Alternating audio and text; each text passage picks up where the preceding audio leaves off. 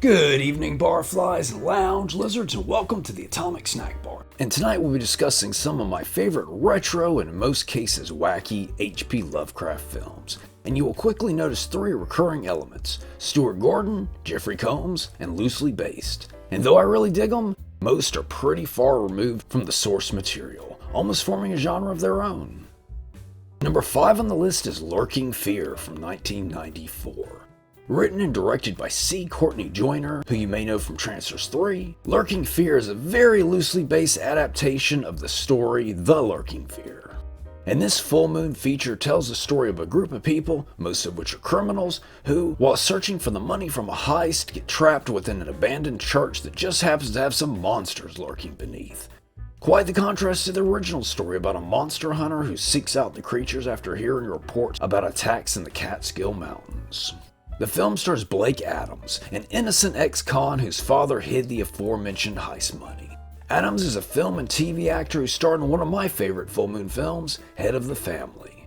Next up we have the highlight of the picture, a Mr. Jeffrey Combs, who I'm sure you know from his numerous memorable roles, including around 10 different Star Trek characters. Then we have British actor John Finch as one of our ne'er-do-wells. Finch is another actor who's probably familiar to viewers of the Snack Bar, having appeared in The Final Program, The Horror Frankenstein, and The Vampire Lovers. And it's getting where I bring up The Vampire Lovers a whole lot, and yet I haven't actually covered it. And finally, I wanted to mention Michael Todd as one of our Lurking Fears. Todd appeared in several full moon films, including Puppet Master 3 and Arcade. He was also in 2 other underrated B-movie gems, The Dead Next Door and Robot Ninja, the latter of which he starred. Lurking Fear had been in the works for a long time before it finally got made. Originally, it was meant to be produced by the great Empire Pictures and directed by Stuart Gordon. And here we are in the first entry, and we already have mentions of Stuart Gordon, Jeffrey Combs, and loosely based. And number 4 on the list is From Beyond from 1986. Directed by Stuart Gordon, who you may remember from the next entry on the list. From Beyond is a very loose adaptation of the story of the same name.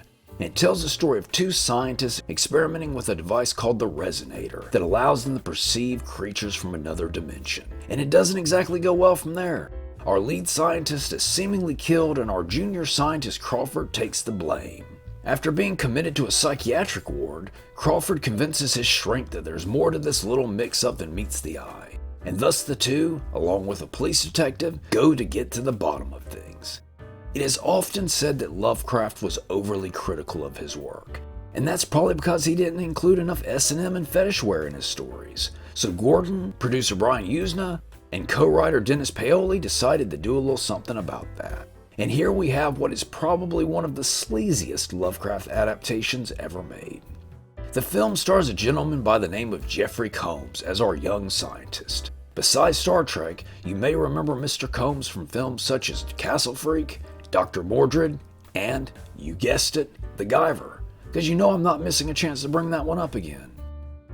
Then we have Barbara Crampton as our psychiatrist/dominatrix. Crampton is a film and TV actress known for films such as Robot Wars, Castle Freak, and Trancers 2, not to mention one of the coolest Playboy pictorials of all time. And finally we have Ken Foree in what Time magazine referred to as the greatest Speedo acting ever put on film. Though technically it's really just fancy underpants, so it shows what they know. And I'm sure you know this awesome gentleman from films such as Dawn of the Dead, The Devil's Rejects, and Night Riders. The effects in From Beyond are top notch, and just what you would expect from the great Empire Pictures. Apparently 4 different effects teams worked on the film, one of which included, are you ready for it? The great John Carl Buechler, bottoms up if you're playing the snack bar drinking game. And supposedly, the production ran out of money before they could finish the effects of the finale. Originally, Stuart Gordon wanted to do a series of Lovecraft films with the same cast, much like Roger Corman had done with the Poe films. Clearly this didn't happen, but we haven't heard the last of Mr. Gordon. Number 3 on the list is the Dunwich Horror from 1970. Directed by Daniel Haller of Devil's Angels fame, the Dunwich Horror is an adaptation of the story of the same name. But like with everything else on the list, it definitely does its own thing.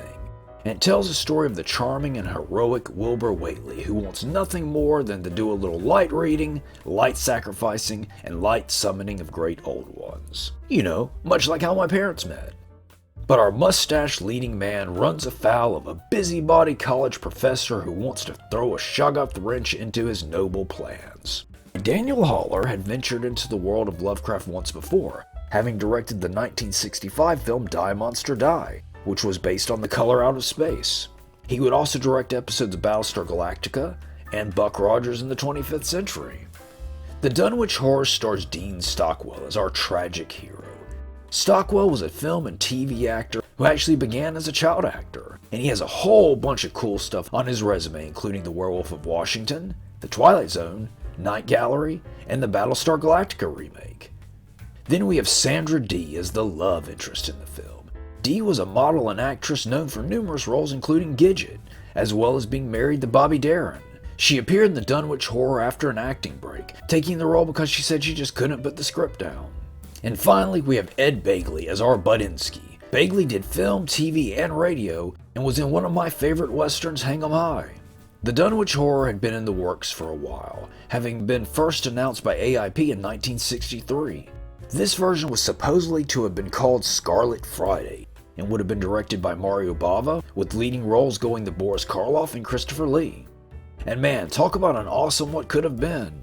And speaking of, Peter Fonda was initially cast as Wilbur, but he ended up leaving the role and Stockwell was brought in. And as to what point his talking horse comes into things, I can't tell you. A talking bird. What'll they think of next? In 2009, the Dunwich Horror received another film version with Dean Stockwell returning. Only this time he played Dr. Armitage rather than Wilbur. As to the rumors about the Dunwich Horror being a prequel to Quantum Leap, 100% fact. And on that, we should take a break. I say, let's muzzle them. Let the lie detector do it. We want your secret recipe for the Kentucky Fried Chicken. And we want it now. You're going to tell us now? Why, it's my pleasure, lady. Go ahead, tell us. First, we take some eggs and some milk and Yes, Colonel. some flour and savory. And? And then we have 4 ounces. 4 ounces of what? 4 ounces of 4 ounces of grandfather's overcoat. Give up, girls. How to blend 11 herbs and spices that make Kentucky Fried Chicken so finger-licking good. That's the Colonel's secret. Forever.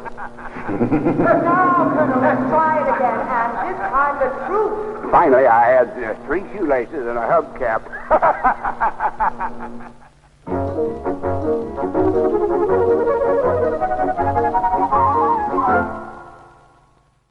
And we're back, and number 2 on the list is Dagon from 2001.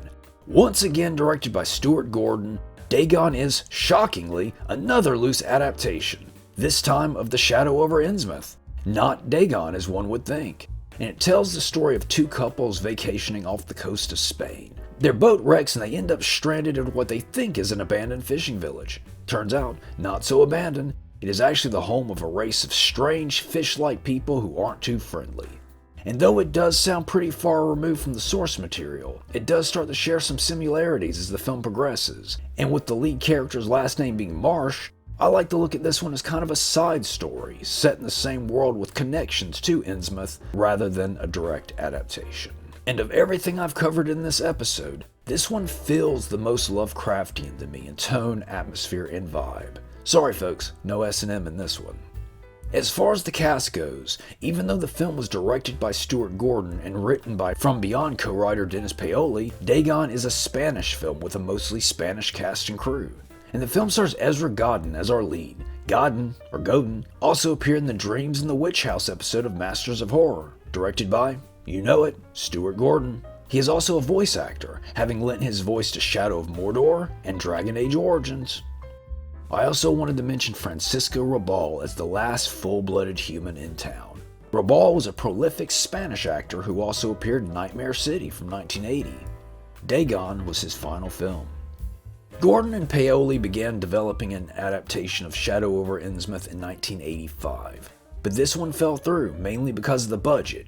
Clearly Gordon didn't give up, and it was eventually produced by Brian Usna's Fantastic Factory production company. It was filmed in a small coastal town in Spain, known as Imboca in the film, which is a play on words, with boca meaning mouth, a little nod to Innsmouth.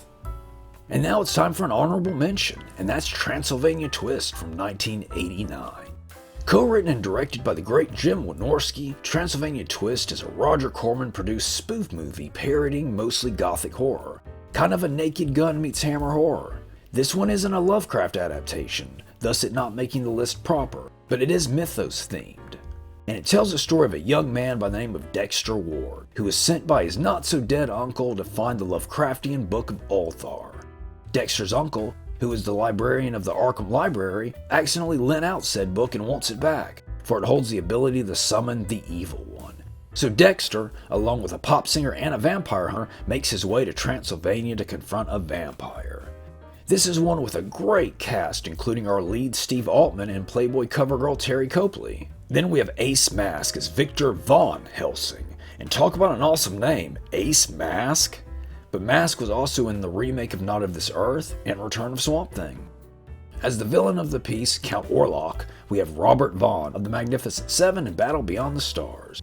There's also appearances by Angus Scrimm, Monique Gabrielle, Forrest J. Ackerman, and Boris Karloff. Sorta. This is a really fun little movie with an incredible soundtrack by one of the most unsung heroes of B-movie music, Mr. Chuck Sereno. It is also one of my most wanted films to get a Blu-ray release. Transylvania Twist also features a great classic sci-fi connection, but it's a bit of a spoiler, so jump ahead about 20 seconds if you don't want to be spoiled. Okay, that's about enough. But when the Evil One finally shows up, it's the Venusian from It Conquered the World. And number 1 on the list is Re-Animator from 1985. Directed by Stuart Gordon, of almost every other entry on this list, and released by Empire Pictures, Re-Animator is a somewhat comedic take on the story of Herbert West Re-Animator. And it tells the story of Herbert West, a sort of lovable anti-hero in his attempts to crack the secrets of life and death and the zany adventures that gets him into. The film stars Sir Laurence Olivier as Herbert West, a medical student at Miskatonic University. Oh, wait. I misread my notes. It says here that the film stars Jeffrey Combs. That doesn't sound right. Then we have Bruce Abbott as Dr. West Cohort. Abbott is a stage and screen actor who also appeared in The Last Starfighter, Black Scorpion, the sleazy superhero one, as well as the sequel to Re-Animator. Next up we have Barbara Crampton in her first film alongside Jeffrey Combs. The two would go on to work together multiple times, including the Lovecraft-inspired Castle Freak. And finally we have David Gale as the villain of the piece. Gale was a great character actor with one of the best voices in B-movie history. He also appeared in the Re-Animator sequel, Bride of Re-Animator. And, you ready for it? You know it's coming. The Guyver. Originally, Stuart Gordon intended Re-Animator to be a stage play, and with co-writers Dennis Paoli and William Norris, it eventually shifted into a TV series before finally ending up as a film. The original setting was at the turn of the century, but that proved to be too costly, thus it being updated to modern times. There was also no humor in that early version, and one of the big inspirations for Re-Animator was the Hammer film The Revenge of Frankenstein. Actor David Gale would have to shave his head for the role and wear a toupee, even though he had a full head of hair. As to why, I hear two different accounts. The first being that his character was just the type who would wear a toupee, and supposedly there was a deleted scene addressing this. The second being that the special effects budget wasn't high enough to match his hair to a special effect I don't want to spoil later in the film. Re-Animator would go on to have a lasting influence and would receive 2 sequels and several comic book series.